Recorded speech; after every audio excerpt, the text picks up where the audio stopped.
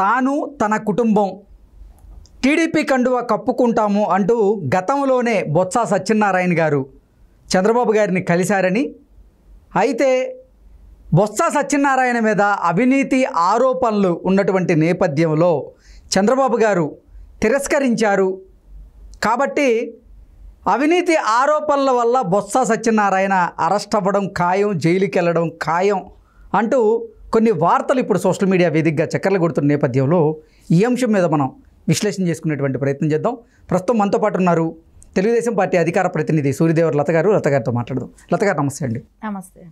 లత గారు, తాను తన కుటుంబం టీడీపీ కండువా కప్పుకునేందుకు సిద్ధం అంటూ గతంలోనే బొత్స సత్యనారాయణ గారు చంద్రబాబు గారిని కలిశారని, కానీ బొత్స సత్యనారాయణ కుటుంబం మీద కొన్ని అవినీతి ఆరోపణలు ఉన్నటువంటి నేపథ్యంలో చంద్రబాబు గారు తిరస్కరించారు అని, ఇప్పుడు చంద్రబాబు గారు తిరస్కరించారు కాబట్టి ఆ అవినీతి ఆరోపణల వల్ల బొత్స అరెస్ట్ కాబోతున్నారు, ఆయన జైలుకి వెళ్ళబోతున్నారు అంటూ కొన్ని వార్తలు అయితే బయటకు వస్తూ ఉన్నాయి. ఏంటి దీని మీద మీరేమంటారు? అంటే బాబు గారు ఒకటే చెప్పారు, ఎక్కడా కూడా మేము కక్షపూరిత రాజకీయాలు చేయము అని అన్నారు. కానీ అదేలాగా ఎక్కడైతే అవినీతి జరుగుంటుందో దాన్ని అయితే వదిలిపెట్టే ప్రసక్తి కూడా లేదు. సో ఈ రోజు కూడా జరిగిన మీటింగ్లో అదే డిస్కషన్ తప్పు చేసిన వాళ్ళని మేము వదిలిపెట్టేటువంటి ప్రసక్తే లేదని, వదిలిపెడితే అవే వాళ్ళు అలవాటుగా మార్చుకునే అవకాశం ఉంటుందంటూ ఆయన చెప్పారు. మళ్ళీ రిపీట్ అదే చేస్తుంటారు వీళ్ళకి. అంటే బాబు గారు ఎప్పుడూ కూడా పట్టించుకోలేదు, అంటే వదిలేస్తూ వచ్చారు. మార్పు వస్తుందేమో అని చూశారు, కానీ అది మార్పు రావట్లేదు. చేతగానితనంగా అనుకుంటున్నారు, చేతగానితనం కాదు అది. ఆయన గొప్ప మనసుతో అది ఆలోచించారు.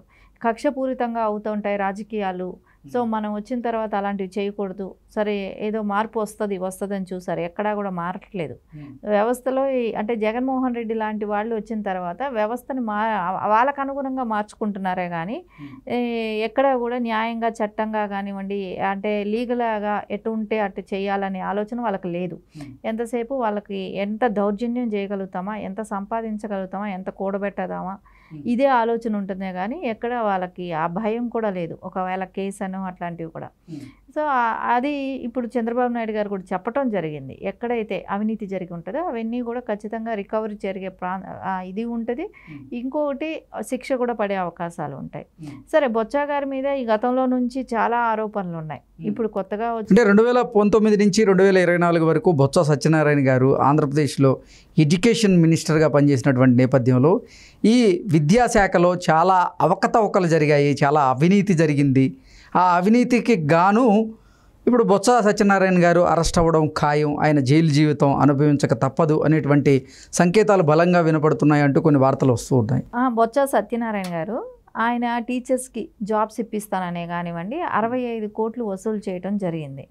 అంటే ఆయన విద్యాశాఖ మంత్రిగా ఉన్నంత మాత్రాన ఆయన తీసుకున్న నిర్ణయాలు ఈ రకంగా ఉన్నట్టే కనపడుతున్నాయి.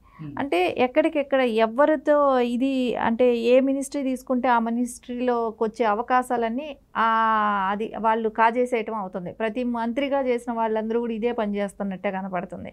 ఇప్పుడు దీనికి 65 కోట్లు మనకు బయటపడింది, ఇంకా తెలియాల్సింది ఎంత ఉందో కూడా. సో అవన్నీ కూడా రికవర్ అవ్వాల్సింది ఉంటుంది. ఇంకొకటి ఇట్లాంటివి జరగకుండా ఉండటానికైతే శిక్ష పడాల్సిన అవసరం. అంటే విద్యాశాఖలో జగన్మోహన్ రెడ్డి అలాగే బొత్స సత్యనారాయణ గారు కొన్ని సంస్కరణల పేరుతో ఈ పిల్లలకి ఐబీ సిలబస్ అనే కానివ్వండి, లేదంటే బైజూస్ సంస్థతో వాళ్ళు ఒప్పందాలు కుదుర్చుకొని దాంట్లో కూడా కొన్ని అవకతవకలు చేశారు. వారు ప్రతి ఒక్కరికి ట్యాబ్ ఇవ్వాలనేటువంటి నేపథ్యంతో ప్రయత్నాలు చేసి కొన్ని దాంట్లో అవకతవకలు చేశారంటూ కూడా వాళ్ళ మీద గతంలో కొన్ని ఆరోపణలు అయితే వచ్చాయి. సో ఇలా విద్యాశాఖలో బొత్స సత్యనారాయణ గారు చాలా అవినీతికి పాల్పడ్డారంటూ కూడా గతంలో చాలా వార్తలు వచ్చాయి. నాదెండ్ల మనోహర్ గారు కూడా ఆయన మీద కొన్ని ఆరోపణలు కూడా చేయడం జరిగింది. అది ఖచ్చితంగా మనకు ఓపెన్గా తెలిసిందే. ఇంకా కూడా అమ్మఒడి నుంచి వచ్చిన డబ్బులను కూడా వాళ్ళు బిల్డింగ్లు మరమ్మతులకు తీసుకోవటమే కానివ్వండి, బాత్రూమ్స్ వాటి గురించి మరమ్మతులకే కానివ్వండి, బిల్డింగ్ మరమ్మతులకని 2000 తీసుకోవటం జరిగింది. కానీ ఎప్పుడూ కూడా మన బడ్జెట్లోనే మరమ్మతులకని ఉంటుంది, సో అది తీసుకుంటారు. సరే, అలా తీసుకున్నప్పుడు ఆ డబ్బులు ఏం చేశారు, ఈ డబ్బులు ఏం చేశారు? సో వీటికి తెలియాలి కదా లెక్కలు. సో ఈ అంటే ఏదో ఒక రకంగా అయితే కాజేశారు అనేది అనిపిస్తుంది. అసలు బొత్స కుటుంబం గతంలోనే నిజంగా తెలుగుదేశం పార్టీ కండువా కప్పుకునేందుకు సిద్ధమయ్యారా? చంద్రబాబు గారిని కలిశారా? చంద్రబాబు గారు తిరస్కరించారా? అంటే ఏం చెప్తారు? ఖచ్చితంగా ఇప్పుడు ఎట్లా ఉందంటే అందరికీ తెలుగుదేశంకి వెళ్తే కేసులు మాఫీ అవుతాయా అనే ఆలోచనలకు వస్తున్నారు. కానీ అది తప్పు. ఎవ్వరు తప్పు చేసినా కూడా బాబు గారు వదిలే పరిస్థితి లేదు. బాబు గారు అది అట్లా అనుకొని ఉంటే ఆయన రాజకీయ జీవితం ఇన్ని సంవత్సరాలు ఇంత నిబద్ధతగా ఇంత అంటే ప్రజలకి ఏమైనా చేయాలి అనే ఆలోచనతో ఆయన కష్టపడే తత్వమే కానివ్వండి, ఆయన మీద ఇప్పటివరకు కూడా కేసు లేకపోవటమే కానివ్వండి, ఈ దుర్మార్గులు అరెస్ట్ చేసినా కూడా ఎక్కడ నిరూపించలేకపోవటమే కానివ్వండి, ఇవన్నీ ఆయన క్లియర్గా ఆయన గత చరిత్ర అంతా కూడా అంత క్లియర్ కట్గా ఉంది. అంటే వీళ్ళు ఇప్పుడు ఏ పార్టీలో అయినా ఎక్కడైనా స్కాములు చేసి ఇట్లాంటివి చేసి ఈరోజు కండువా మార్చుకున్నంత మాత్రానే పోతాయి అనుకోవటం అవి వాస్తవం కాదు. సో ఖచ్చితంగా వాళ్ళు ఏ పార్టీలో అయితే ఉన్నారో ఆ పార్టీలో వాళ్ళు ఎంత సొమ్ము తిన్నారో సో దాన్ని కక్కించాల్సిన బాధ్యత అయితే ఈరోజు బాబు గారి మీద ఉంది. ఎందుకంటే అది దివాలా తీసిన స్టేట్, అది ఆ స్టేట్లో ఆ రకంగా దోచుకు తిన్నారు అని అంటే 12 లక్షల కోట్ల రూపాయలు అప్పుల ఊబిలో కూరుకుపోయి ఉంది ప్రస్తుతం ఆంధ్రప్రదేశ్. సో అప్పుల ఊబిలో నుంచి బయటపడాలి, అభివృద్ధి పదంగా నడవాలి అంటే ఇటువంటి అవినీతి సొమ్మును మొత్తాన్ని కక్కించాల్సినటువంటి బాధ్యత ఇప్పుడు చంద్రబాబు గారి మీద ఉంది అంటూ కూడా చాలామంది ఆయన మీద నమ్మకాలు పెట్టుకుంటున్న పరిస్థితి చూస్తున్నాం. ఖచ్చితంగా 12 లక్షల కోట్లు అప్పులో ఉంది. కానీ జగన్మోహన్ రెడ్డి ఆయన ఓపెన్గా బయట బహిరంగంగా స్టేట్మెంట్ ఇచ్చినప్పుడు కూడా 2,70,000 కోట్లు నేను పంచాను అని అన్నాడు, ప్రజలకు పంచాను అన్నాడు. సరే మిగిలిన డబ్బు ఏమయ్యాయి, మిగిలింది ఎంత తిన్నారు? సో ఈ మధ్యలో వచ్చిన ఏపీలో వచ్చిన ట్యాక్స్ డబ్బులంతా ఏమయ్యాయి? ఇవన్నీ చూస్తుంటే ఎక్కడ కూడా లెక్కలు తెలియట్లేదు. ఇది ఇన్ని లక్షల కోట్లు ఎవరు తిన్నారు? సో ప్రతి మినిస్టర్ దగ్గర ఎంతో అంత వాటా వెళ్ళి ఉంటుంది. జగన్మోహన్ రెడ్డి గారికి ఎంత వాటా వెళ్ళింది, సో అధికారులుగా ఉన్న వాళ్ళకి ఎంత వాటా వెళ్ళింది, ఇవన్నీ కూడా తెలియాల్సిన అవసరం ఉంది. ఈరోజు ఏదో తెలుగుదేశం పార్టీ గవర్నమెంట్ ఫామ్ చేసిన తర్వాత ఇలా అవినీతి పరులందరూ వచ్చి కండువా కప్పుకుంటాము, మేము పార్టీలో వస్తామని అంటే చేర్చుకోవాల్సిన అవసరం అయితే తెలుగుదేశం పార్టీకి లేదు.